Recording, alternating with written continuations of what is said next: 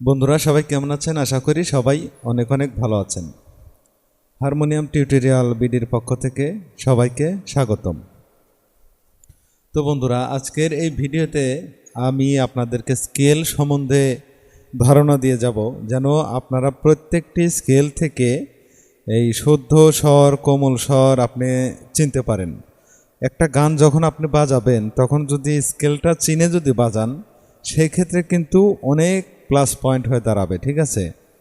যখন আমরা এই স্কুলে গণিত করি, যখন আমরা অঙ্কটা মুখস্থ করি, সেই মুখস্থটা একটা বিদ্যা এবং বুঝে অঙ্কটা করা এটা কিন্তু আলাদা একটা বিদ্যা।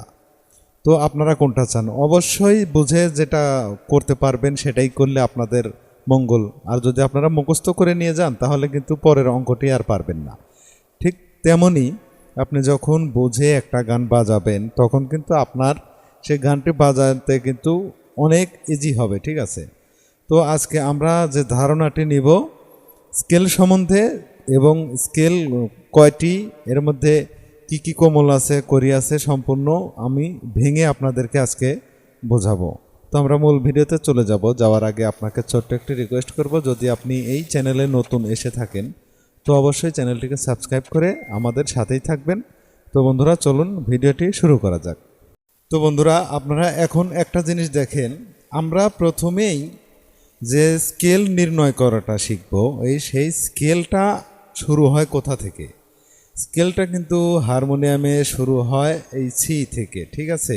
এটা তো কিবোর্ড, তাই এখানে কিন্তু অনেকগুলো রিড আছে। তো আমি দেখাচ্ছি, এই যে এই সি থেকে কিন্তু শুরু হয়। এখানে সি আপনি হারমোনিয়ামে পাবেন 3টা অক্টেভ। ঠিক আছে? এই একটা অক্টেভ, এখান থেকে আর একটা অক্টেভ, এরপরে আর একটা অক্টেভ পেয়ে যাবেন। ঠিক আছে? 3টা অক্টেভ পাবেন হারমোনিয়ামে, আর এই কিবোর্ডে কিন্তু 5টা অক্টেভ। এবারে দেখেন স্কেল নির্ণয়, স্কেলটা কিন্তু শুরু হয় হারমোনিয়ামে এই সি থেকে। বাংলায় এটাকে বলে 8। তো আমরা বাংলায় বলবো না, ইংলিশেই বলবো। ইংলিশে এটা হচ্ছে ন্যাচারাল সি।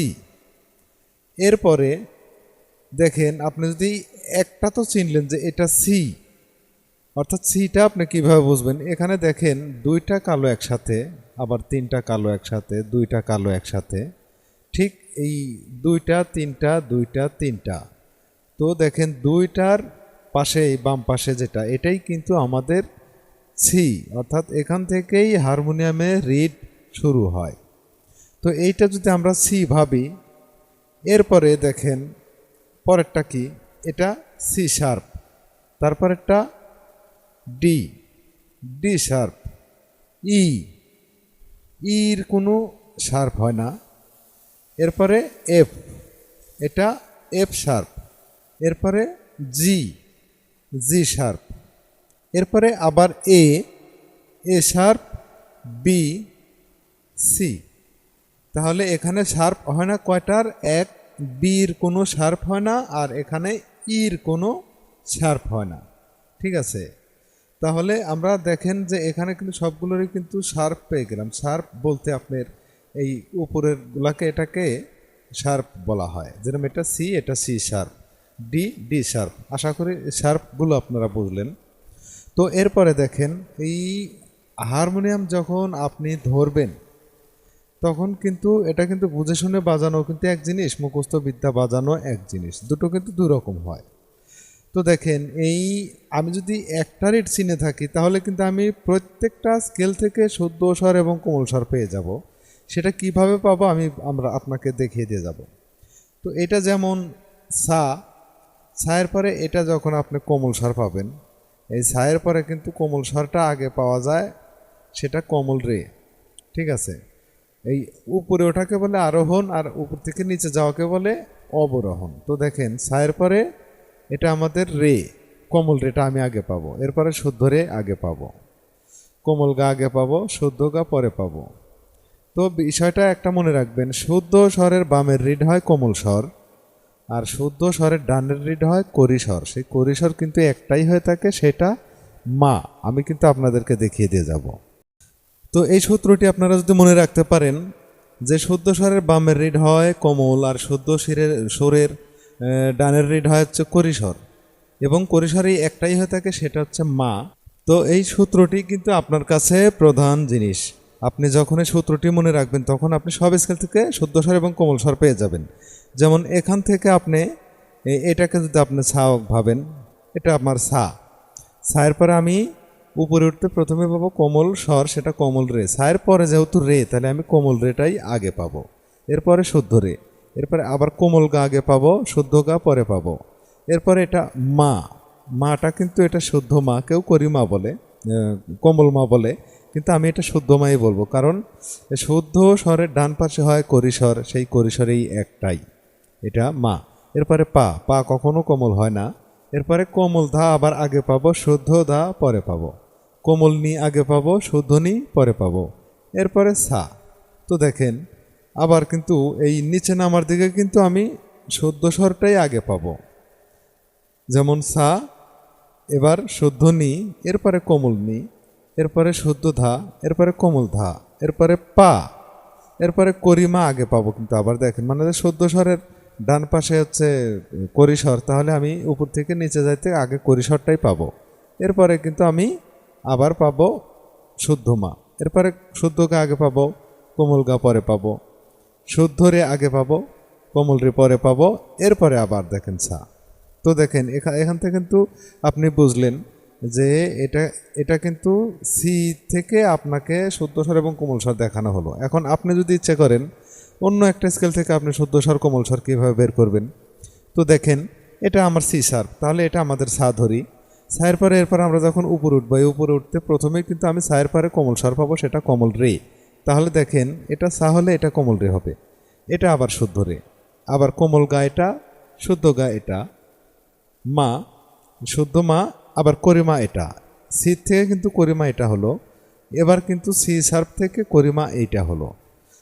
এই সেম বিষয় কিন্তু আপনি প্রত্যেকটা স্কেল থেকে এই শুদ্ধ স্বর এবং কোমল স্বর বের করতে পারবেন। তো এখন আমরা আসি যে এখানে আমাদের শুদ্ধ স্বর এবং কোমল স্বর টোটালে স্বর কয়টি। এখানে কিন্তু স্বর 7টি স্বর, 7টির মধ্যে 5টি বিকৃতি এবং 2টি শুদ্ধ। তার মানে দেখেন 5টি বিকৃতি ঠিক আছে, কিন্তু কি কি? এখন দেখেন কি কি আমাদের এখানে স্বর বিকৃতি আছে। এখানে রে, গা, ধা, নি এবং মা কৃতি, তার মধ্যে 4টি স্বর কোমল, 1টি স্বর করি। 1টি স্বর করি সেটা হচ্ছে মা, আপনাদেরকে বলছি করিমা কিন্তু একটাই হয়ে থাকে, আর 4টি স্বর কোমল রে, গা, ধা, নি, এই 4টা হচ্ছে কোমল, আর মা করিমা একটা। এখন দেখেন আমাদের স্কেল কয়টা। আমাদের স্কেল কিন্তু টোটালে 12টা স্কেল হয়। তো দেখেন আমাদের স্কেল যখন 12টা হয়ে থাকে তখন সে 12টা স্কেলের নাম যদি আমরা জেনে নিই তাহলে কিন্তু হারমোনিয়ামটা কিন্তু আমাদের কাছে ইজি হয়ে যাবে। দেখেন 12টি স্কেল কি কি। প্রথমে আমি আসি সি, ন্যাচারাল সি, এরপরে C sharp, D, D sharp, E, F, F sharp, G, G sharp, A, A sharp, B. তাহলে দেখেন আমাদের কিন্তু এখানে 12টি স্বরই হলো। এটা কিন্তু আবার সেই সি, কারণ সি থেকে আমি শুরু করছিলাম, এটা কিন্তু আবার ধরা যাবে না, ঠিক আছে? তো এটাও আবার সি। তো দেখেন এই সি থেকে এই বি পর্যন্ত আমাদের 12টি স্কেল হয়। 1, 2, 3, 4, 5, 6, 7, 8, 9, 10, 11, 12। তো দেখেন 12টি স্কেল, কিন্তু এই 12টি স্কেল যদি আপনি চিনতে পারেন তাহলে হারমোনিয়াম আপনার অনুকূলে থাকবে। এখন এই স্বরগুলো কেমন আওয়াজ দেয়, কতটুকু জোরে আওয়াজ দেয়, এর সাথে গলাটা কিভাবে মিলাইতে হয়, এই জিনিসটা কিন্তু আপনাদের জানা দরকার। এখন দেখেন এই 12টি স্বর আপনি যখন মিলাইতে যাবেন, গলাটা যখন এটার সাথে আপনি মিলাইতে পারবেন তখন কিন্তু আপনি আরও কিছুর ধারণা নিজে নিজেই পেয়ে যাবেন। সেটা আমাকে বলতে হবে না, আপনি নিজেই পেয়ে যাবেন। অর্থাৎ এখানে 12টা মানুষ, 12টা মানুষ কে কেমন করে কথা বলে, কার কথা কত জোরে হয়, এটা কিন্তু আপনার জানার দরকার। তো এইটা কিন্তু আমাদের স্বরটা, এখানে আমি গলা যদি লাগাই তাহলে আমার গলাটা কতটুকু চিল্লাইতে হবে, এটা কিন্তু আপনি কিন্তু ভালো বুঝবেন। তো আমি এখানে দু একটি আপনাদেরকে একটু ধারণা দিয়ে যাই।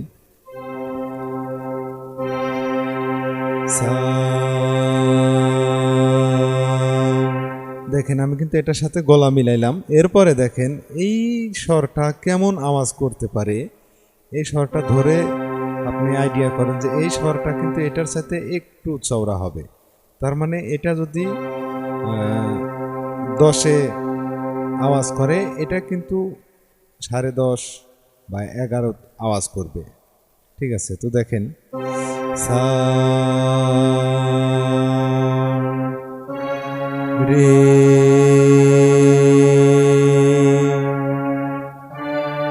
রে গা গা। তো দেখেন এটার সাথে এটা একটু চওড়া, এটার সাথে এটা একটু চওড়া, এটার সাথে এটা একটু চওড়া, এটার সাথে এটা একটু চওড়া। তো এই গলাটাকে যদি আপনারা ওঠানো এবং নামানোটা বুঝতে পারেন, তাহলে কিন্তু আপনারা কিন্তু অনায়াসে এই হারমোনিয়াম মানে বুঝে শুনে তখন বাজাইতে পারবেন, তখন আপনাদের পারফরমেন্সটাও ভালো করতে পারবেন। ঠিক গলা লাগিয়ে আপনারা কিন্তু এই হারমোনিয়াম তখন বাজাইতে পারবেন। আপনারা এরকম হয় দেখা যাচ্ছে যে হারমোনিয়াম ঠিক বাজতেছে কিন্তু গলাটা না পড়ার কারণে ভালো লাগছে না। কিন্তু আপনি কিন্তু ধৈর্য নিয়ে যদি কালে এই জিনিসটি আপনি আয়ত্ত করেন, তাহলে কিন্তু আপনাদের কিন্তু গলাটা আরও ভালো শোনা যাবে। আর এর আগের একটি ভিডিও দেওয়া আছে গলার সুরটাকে কিভাবে সুন্দর করবেন। এখানে কিন্তু আপনি আমার চ্যানেলে ঢুকলে ওখানে দেখতে পাবেন যে কিভাবে গলার স্বর সুন্দর করতে হয়। ওই কায়দাটা আপনারা যদি ইউজ করেন তাহলে কিন্তু আপনাদের গলাটা আরও মিষ্টি শোনাবে। এবং রিডের সাথে গলা কিভাবে ফেলতে হয় এটাও কিন্তু আমি দেখিয়েছি, আপনারা ওই ভিডিওটি দেখতে পারবেন। ঠিক আছে, গলার সুর কিভাবে মিষ্টি হবে এটা নিয়ে আমার একটি ভিডিও দেওয়া আছে, আপনারা ওখান থেকে ভিডিওটি দেখে এই গলার মিষ্টতা বাড়িয়ে নিতে পারেন। ঠিক আছে, আপনাদের গলা যদি খারাপও হয় কিন্তু ওই ভিডিওটি দেখলে আপনাদের গলার একটু হলেও উন্নতি হবে।